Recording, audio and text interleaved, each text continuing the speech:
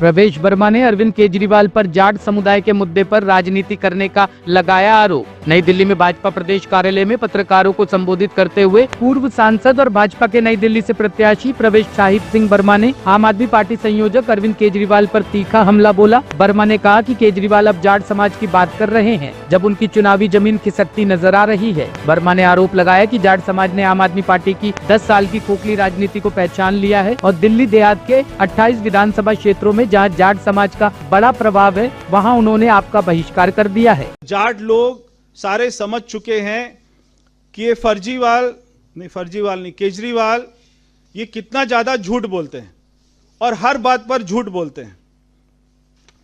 अब ये जो केंद्र सरकार की ओबीसी लिस्ट का मामला है, यहां पर मैं बताना चाहता हूं कि पहली बार जो नेशनल ओबीसी कमीशन है उसको अगर संवैधानिक दर्जा दिया तो वो प्रधानमंत्री मोदी जी ने ही दिया था 2018 में। उससे पहले इसके पास में संवैधानिक दर्जा नहीं था। इसके किसी भी डिसीजन को कोर्ट में जाकर चैलेंज हो जाता था। जब इसको संवैधानिक दर्जा मिला उसके बाद किसी भी जाति को ओबीसी लिस्ट में, सेंटर की लिस्ट में जुड़ने का क्या प्रावधान होता है उसके बारे में मैं आपको बताना चाहता हूं।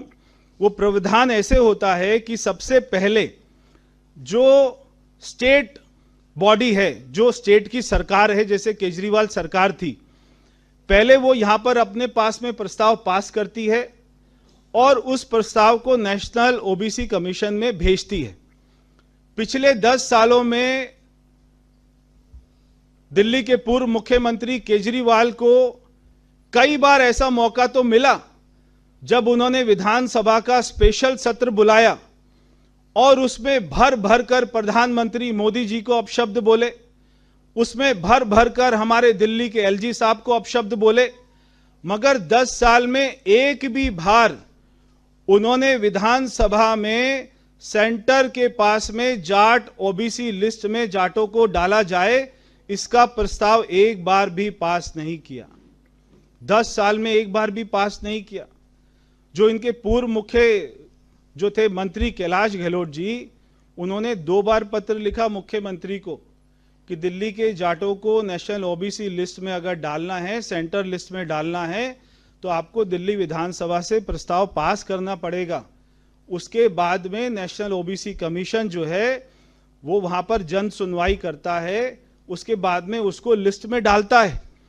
मगर उन्होंने कैलाश गहलोत की बात का कोई जवाब नहीं दिया। कैलाश गहलोत जी के साथ में दिल्ली देहात भी ये मांग बहुत बार दिल्ली के मुख्यमंत्री से कर चुका था कि आप हमारी रिकमेंडेशन कर दीजिए, मगर केजरीवाल ने स्पेशल सत्र कई बार बुलाए, हजारों बार बुलाए और हजारों बार बुलाकर बीजेपी के नेताओं को बहुत ज्यादा गालियां दी, मगर कभी भी किसी भी जाति को सेंटर लिस्ट में डालने का रिकमेंडेशन नहीं किया। मैं केवल जाट की बात नहीं कर रहा, किसी भी जाति का रिकमेंडेशन नहीं किया। टॉप स्टोरी ब्यूरो के लिए दिल्ली से हेमंत कुमार की रिपोर्ट।